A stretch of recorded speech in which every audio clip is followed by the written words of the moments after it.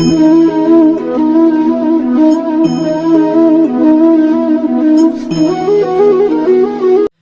Guys, welcome back. आपका अपना channel chemistry point by विशाल सोनी। आज का हमारा टॉपिक है बच्चों बॉन्ड ऑर्डर के बारे में। मैं आपको बहुत अच्छी अच्छी चीज़ें बताने वाला हूँ।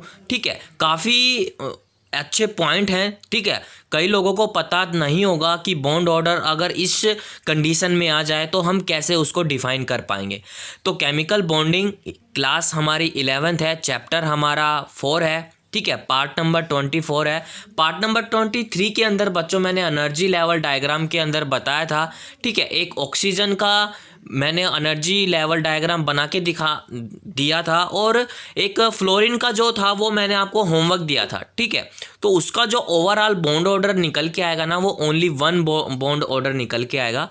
तो टॉपिक को स्टार्ट करने से पहले मैं आपको एक चीज़ याद दिला देता हूँ कि चैनल को सब्सक्राइब करो और उसका बेल आइकन दबाओ। ठीक है, अगर आप ऐसा नहीं करोगे तो आपको कोई भी मोर इन्फॉर्मेशन नहीं मिल पाएगी। ठीक है, जिससे आप पीछे रह सकते हो। ठीक है, मोस्ट इम्पॉर्टेंट टॉपिक है बच्चों केमिकल बॉन्डिंग। अच्छे उसके अंदर आपको कंसेप्ट मिलेंगे देखने को, तो आप मेरे वीडियोस को देखो। ठीक है, आपको बहुत अच्छा सा एक्सप्लेन लगेगा।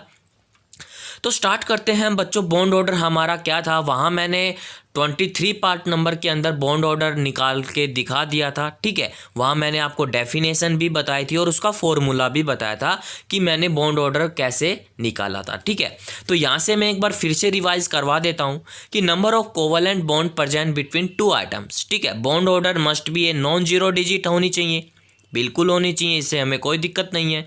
तो इसमें कंसेप्ट आता है पहला कि अगर बॉन्ड ऑर्डर की वैल्यू 0 आ जाए तो क्या उसका मॉलिक्यूल बनेगा या नहीं बन पाएगा, ये मैं आज जो आपको बताने वाला हूँ। मैंने एक्चुअली आपको बॉन्ड ऑर्डर का फॉर्मूला बताया था कि bonding molecular orbitals of electron minus में antibonding molecular orbitals of a electron divide by 2। ठीक है, ये आपको मैंने बॉन्ड ऑर्डर का फॉर्मूला बताया था कि नहीं बताया? यस, बताया था आपने। ठीक है, अगर बच्चों बॉन्डिंग का जो ऑर्बिटल्स की जो वैल्यू थी अगर वो 2 आ जाए, बिल्कुल आ जा सकती है। अगर बच्चों एंटिंग बॉन्डिंग की भी जो 2 आ जाए तो इसका ओवरऑल जो बॉन्ड ऑर्डर निकल के आएगा वो 0/2 निकल के आएगा। तो इसकी वैल्यू कितनी हो गई? इसकी वैल्यू तो 0 हो गई। ये रही। अगर बॉन्ड ऑर्डर 0 आ जाए तो बच्चों इसका जो मॉलिक्यूलर विल नॉट फॉर्म, मतलब ये एक मॉलिक्यूलर फॉर्म नहीं बन पाएगा। ठीक है, then bonding molecular electrons between equal to the antibonding molecular orbitals of electrons. मैंने आपको एग्जांपल सिखा दिया है। ठीक है, तो ये मॉलिक्यूल नहीं बन पाएगा अगर यहाँ 0 आ गया। ठीक है, अब सेकंड टर्म चलते हैं कि bond order must never be negative value. जो बॉन्ड ऑर्डर होता है ना वो नेगेटिव वैल्यू नहीं आनी चाहिए। अगर आ गई तो क्या होगा? देखो, ये मेरा bond order is equal to negative की कंडीशन आ गई। जैसे मेरा बॉन्डिंग मॉलिक्यूलर ऑर्बिटल 2 आया है और एंटिंग बॉन्डिकल 4 आ गया अपॉन में 2, तो इज इक्वल टू -2/2 आ गया। ठीक है, तो 2 से 2 कैंसिल हो गया, तो ये कितना आ गया? -1 आ गया। तो यहाँ क्या आ गया? माइनस के टर्म में आ गई।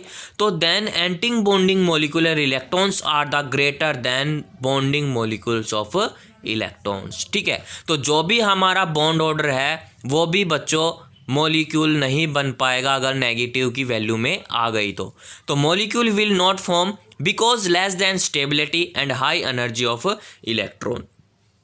ठीक है, जो भी हमारा एंटिंग बॉन्डिंग मॉलिक्यूलर था ना उसकी जो स्टेबिलिटी है वो तो लेस होती है, बट उसकी जो एनर्जी होती है ना वो हाई होती है, उसकी वजह से यहाँ नेगेटिव वैल्यू आ गई। ओके, एक नेक्स्ट पॉइंट और है कि molecule formation will take place only then bond order value remain positive and non zeros. ठीक है, अगर किसी भी बॉन्ड ऑर्डर के लिए मॉलिक्यूलर का फॉर्मेशंस करने के लिए तो वहाँ जो बॉन्ड ऑर्डर की वैल्यू आती है वो हमेशा नॉन जीरो होनी चाहिए और पॉजिटिव वैल्यू होनी चाहिए, तब जाके हमारा किसी भी मॉलिक्यूल का फॉर्मेशन हो सकता है। तो only then bonding molecular orbitals of electrons, ठीक है, is greater than is antibonding molecule of electrons. ठीक है, इतना आपको क्लियर हुआ? आप बच्चों स्क्रीनशॉट ले सकते हो।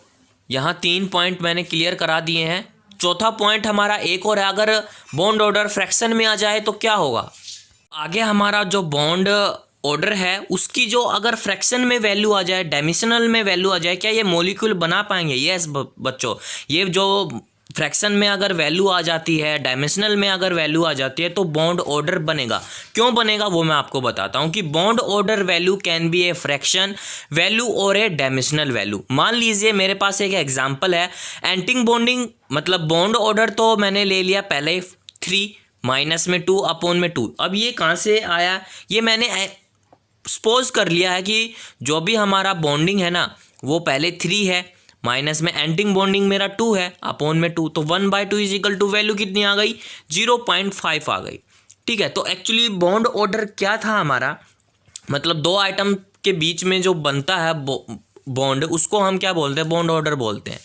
ठीक है, अब बताओ कि आप यहाँ मतलब ये मॉलिक्यूल के फॉर्मेशंस कर सकता है या नहीं कर सकता।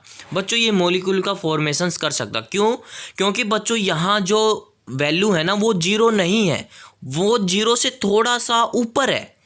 ठीक है, ना ही ये वैल्यू नेगेटिव है तो पॉजिटिव में, मतलब इसके अंदर बीच में डायमेंशनल लगा हुआ, उनमें कोई दिक्कत नहीं है।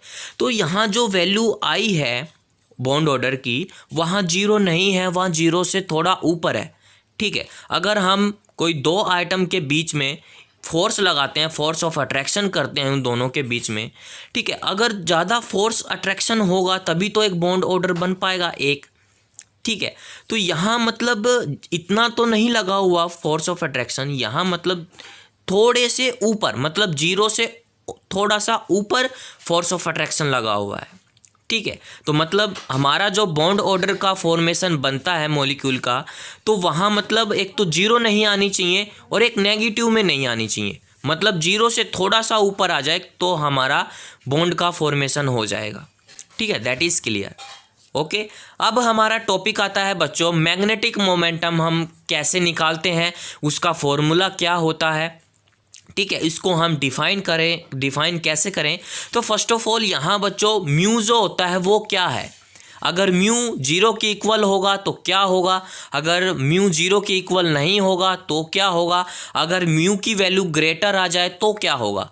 तो अगर म्यू की जो वैल्यू 0 से ज़्यादा आ जाए, मतलब 0 के इक्वल होगा, तो this compound is non magnetic in a nature and is called to the diamagnetic. ठीक है, जो हमारा म्यू 0 के इक्वल होगा तो वो एक नॉन मैग्नेटिक नेचर जैसा कहलाएगा और उसको हम क्या कहते हैं, डायामैग्नेटिक कहते हैं। ठीक है, अगर म्यू 0 के इक्वल न आए, ठीक है, तो the compound magnetic nature between to the presence of unpaired electron and is called to the paramagnetic substance. अगर 0 के इक्वल नहीं होगा तो इस कंपाउंड के अंदर, मैग्नेटिक नेचर के अंदर कुछ ना कुछ अनपेड इलेक्ट्रॉन्स होंगे, बिल्कुल होंगे, तो उसको हम क्या बोलते हैं, पैरामैग्नेटिक सब्सटेंस बोलते हैं। ठीक है, अगर म्यू की वैल्यू ज़्यादा आ जाए, ठीक है, 0 से ज़्यादा आ जाए, तो greater than mu stronger will be the magnetic property. ठीक है, आप इतना स्क्रीनशॉट लो बच्चों मैग्नेटिक मोमेंटम का, फिर हम इसके आगे चलते हैं, इसके फॉर्मूला कैसे डिफाइन होगा और फॉर्मूला के अनुसार हम एक एग्जांपल लेके चलेंगे ताकि आपको किसी भी मैग्नेटिक मोमेंटम निकालना आ जाए।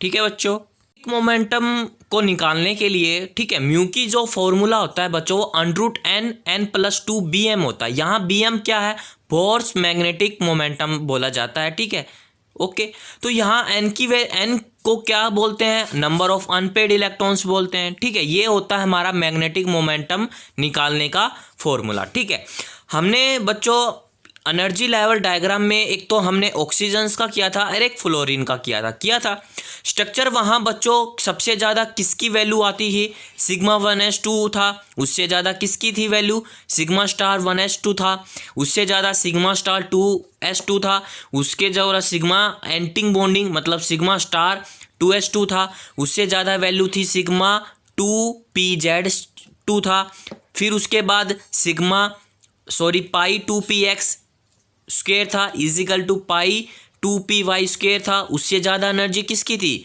π*2px था, x² इजिकल टू में π*2p² y था। ठीक है। ये हमारा फ्लोरीन का जो हमने एनर्जी लेवल डायग्राम बनाया था उसके अंदर बच्चों भी निकल के आया था कि एंटी बॉन्डिंग में क्या है और बॉन्डिंग में एक्चुअली क्या है। ठीक है, सभी में बच्चों क्या है, पेयर हो रहे हैं इलेक्ट्रॉन, मतलब यहाँ भी 2 है, यहाँ भी 2 है, यहाँ भी 2 है, यहाँ भी 2 है, यहाँ भी 2 है, यहाँ भी 2 है, यहाँ भी 2 है, मतलब अनपेड इलेक्ट्रॉन्स नहीं है। तो इसको हम मैग्नेटिक मोमेंटम कैसे निकालेंगे, तो mu is equal to unpaired electron तो नहीं है तो यहाँ हम 0 रख देंगे। ठीक है, तो 0 + 2 इज इक्वल टू BM, तो म्यू की वैल्यू आ गई 0, ये 0 के इक्वल है तो हम उसको क्या बोलते हैं, डायामैग्नेटिक बोलते हैं। ठीक है, ओके, दैट इज क्लियर। अब हमने ऑक्सीजन का भी निकाला था एनर्जी डायग्राम, बिल्कुल निकाला था, तो वहाँ बॉन्डिंग में क्या था और एंटी बॉन्डिंग में कितने एनर्जी फुल थे, मतलब फुली फिल किसी भी ऑर्बिटल के अंदर, तो σ1s2 था, उससे ज़्यादा एनर्जी इसमें थी, उससे इसमें थी, उससे ज़्यादा इसमें थी, उससे ज़्यादा इसमें थी, उससे ज़्यादा इसमें थी।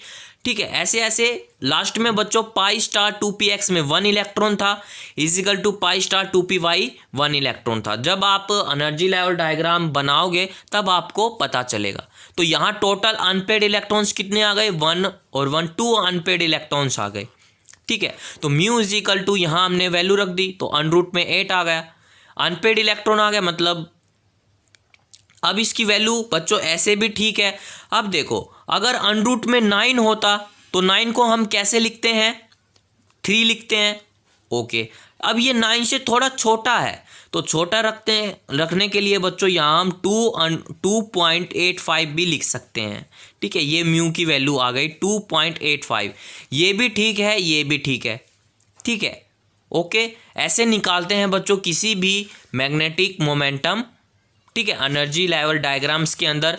ठीक है, जैसे हम किसी भी इलेक्ट्रॉन आइटम का इलेक्ट्रॉन कन्फिग्रेशन निकालते हैं ना, 1s2 2s2 2p3, यहाँ सेम टू सेम हमें किसी भी मैग्नेटिक मोमेंटम निकालने के लिए हम ऐसी सीरीज लिखते हैं।